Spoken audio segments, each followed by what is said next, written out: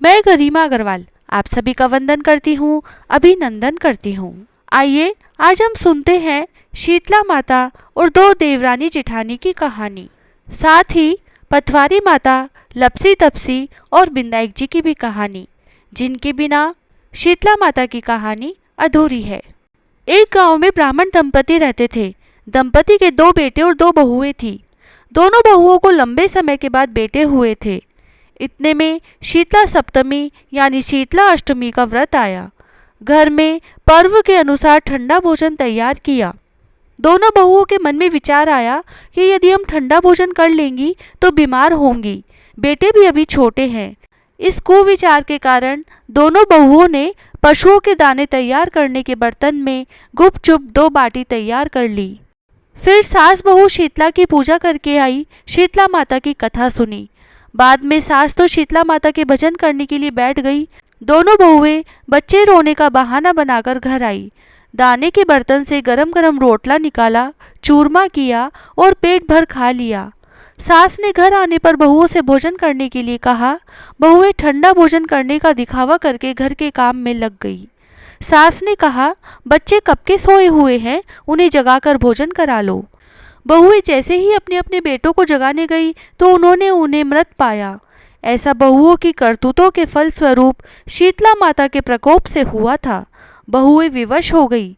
सास ने घटना जानी तो बहुओं को डांटने लगी और बोली कि तुम दोनों ने अपने बेटों की बदौलत शीतला माता की अवहेलना की है, इसीलिए अपने घर से निकल जाओ और बेटों को जिंदा स्वस्थ लेकर ही घर में पैर रखना।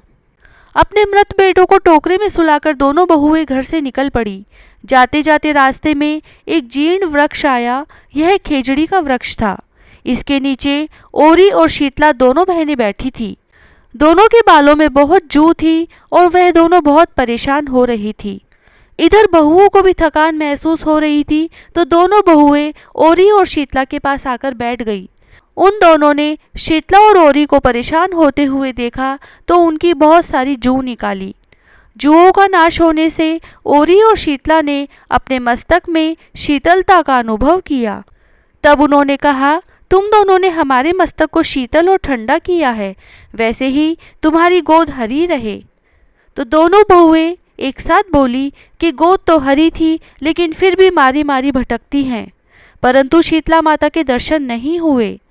तभी शीतला माता ने उन्हें पहचानते हुए कहा कि तुम दोनों पापिनी हो, दुष्ट हो, दुराचारिणी हो। तुम्हारा तो मुंह देखने योग्य नहीं है। शीतला सप्तमी के दिन ठंडा भोजन करने के बदले तुम दोनों ने गर्म भोजन कर लिया था। यह सुनते ही बहुओं ने शीतला माता जी को पहचान लिया।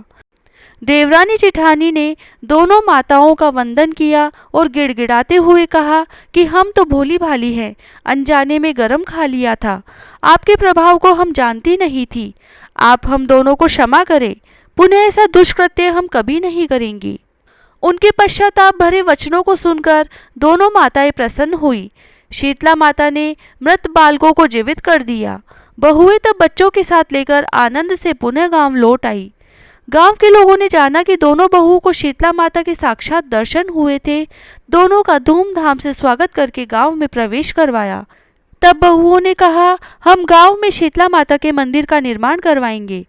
चैत्र महीने में शीतला सप्तमी के दिन मात्र ठंडा खाना ही खाएंगे। शीतला माता ने बहुओं पर जैसी अपनी दृष्टि की, वैसी कृपा सब पर करे। हे शीतला माता, सदा हमें शांति, शीतलता तथा आरोग्य प्रदान करें। शीतले त्वं जगन माता, शीतले त्वं जगत पिता, शीतले त्वं जगदात्री, शीतलाय नमो नमः। बोलो शीतला माता की जय। पथवारी माता की कहानी। एक बार पथवारी माता, पाल और विनायक जी में झगड़ा हो गया। सब आपस में स्वयं को बड़ा बताने लगे। इतने में एक ब्राह्मण का लड़का आया। पाल, पथवारी, गजानन जी ने उसे रोका और कहा, लड़के रुक जा और हमारा न्याय कर। लड़का बोला, मैं कल वापस आऊंगा, तब न्याय करूंगा। घर आकर लड़के ने माँ से कहा, माँ मुझे कल पाल, पथवारी माता और विनायक जी का न्याय चुकाना है। तो माँ ने कहा, बेटा सबको बड़ा बता देना। दूसरे दिन लड़का वहां गया और बोला, पाल माता आप बड़ी हो, क्योंकि हर व्यक्ति आता है और स्नान ध्यान करके शुद्ध होकर जाता है और आप सबकी रक्षा करती हैं। हे पथवारी माता, आप सबसे बड़ी हो, क्योंकि कितने भी तीर्थ धर्म ध्यान कर ले पर आपकी पूजा किए बिना उनका कार्य पूर्ण नहीं होता। आप जीवित को भी तारती हैं और मरने के बाद भी उद्धार करती हैं। पथवारी माता पथ की धरानी, इसीलिए आप बड़ी हो। अब विनायक जी से लड़का बोला, सबसे पहले शुभ काम में आपको ही मनाया जाता है। आपको ध्याए बिना कोई काम सिद्ध नहीं होता, इसीलिए आप बड़े हो। पाल माता, पथवारी माता और विनायक जी भगवान लड़के की चतुराई से प्रसन्न हो गए और बोले, लड़के तुमने तो हम सबको ही बड़ा कर दिया और उसको सुखी रहने का आशीर्वाद दिया। और थोड़े से जौ के दाने उसके अंगोछे में डाल दिए। लड़का सोचने लगा, ये तो घाटे का सौदा रहा। सारा दिन खराब कर न्याय किया और इतने से जौ मिले। उदास मन से घर आकर अंगोछा एक कोने में डाल दिया। माँ ने अंगोछा उठाया तो उसमें से हीरे मोती बिखर गए। तो माँ बोली, बेटा न्याय करके क्या लाया है? लड़का बोला, माँ कोने में जो पड़ा देख ले। तो माँ ने कहा, यहाँ तो हीरे मोती का ढेर लगा है, हीरे मोती जगमगा रहे हैं। माँ अत्यधिक प्रसन्न हो गई। माँ ने प्रसन्न मन से बेटे को बुलाया और कहा, बेटा आज तो पाल माता, पथवारी माता और विनायक जी भगवान हम पर प्रसन्न हुए हैं। माँ बेटे बहुत खुश हुए। हे पाल माता, पथवारी माता, विनायक जी भगवान, जैसे उस लड़के को दिया वैसा सबको देना। कहानी कहने, सुनने, हुकारा भरने वाले को सबको सुख, समृद्धि, धन और धान्य देना। लपसी तपसी की कहानी। एक लपसी था, एक तपसी था। तपसी तो भगवान की तपस्या करता था और लपसी सवा शेर की लपसी बनाकर उसका भोग लगाकर जीम लेता। एक दिन दोनों लड़ने लगे। लपसी बोला मैं बड़ा, तपसी बोला मैं बड़ा। इतने में नारद मुनि आए और बोले, तुम क्यों लड़ रहे हो? तो लपसी ने कहा, मैं बड़ा हूँ, और तपसी ने कहा, मैं बड़ा हूँ। तपसी बोला, मैं सारे दिन भगवान की पूजा करता हूँ, इसीलिए मैं बड़ा हूँ। तो लपसी ने कहा, तो मैं भी रोज भगवान को भोग लगाता हूँ, इसीलिए मैं बड़ा हूँ। यह सुन नारद जी ने कहा, मैं तुम्हारा फैसला कल कर दूंगा। दूसरे दिन लपसी और तपसी नहाकर आए तो नारद जी ने 1.25 करोड़ की अंगूठी चुपके से उनके सामने फेंक दी। लपसी ने उस अंगूठी को देखा पर उस पर ध्यान नहीं दिया। फिर तपसी तपस्या करने बैठा तो उसे अंगूठी दिखी और उसने अपने घुटने के नीचे दबा ली और तपस्या करने लगा। लपसी लापसी बनाकर उसका भगवान के भोग लगाकर जीमने बैठ गया। इतने में नारद जी आए। तब दोनों से पूछा कि कौन बड़ा है।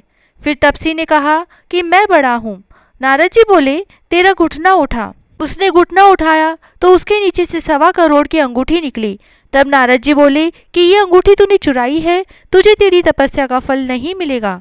तब तपसी बोला, हे नारद मुनि, मेरा यह दोष कैसे दूर होगा? नारद जी ने कहा, कोई रोटी बनाकर बाटियां नहीं बनाया तो फल तुझे होगा, ब्राह्मण जिमाकर दक्षिणा नहीं दी तो फल तुझे होगा, साड़ी दे के ब्लाउज नहीं दिया तो फल तुझे होगा, दिया से दिया जलाया तो फल तुझे होगा। सब व्रत त्योहार की कहानी सुनने के बाद तेरी कहानी नहीं सुनी तो फल तुझे होगा। तब से लपसी तपसी की कहानी सभी कहानियों के बाद सुनी जाती है। कहानी सुनने के बाद ऐसे कहें, लपसी को फल लपसी न हो जो, तपसी को फल तपसी न हो जो, म्हारी कहानी कथा को फल म्हाने हो जो। विनायक जी की कहानी। एक अंधी बुढ़िया माई के पति, बेटा व बहू थे। वह बहुत गरीब थे। बुढ़िया माई के प्रतिदिन गणेश जी की पूजा करने का नियम था। एक दिन गणेश जी भगवान उससे प्रसन्न हो गए और बोले, बुढ़िया माई तेरी पूजा से मैं प्रसन्न हुआ, वर मांग। तब बुढ़िया माई बोली, हे कृपा सिंधु, हे गणपति महाराज, मुझे तो मांगना नहीं आता।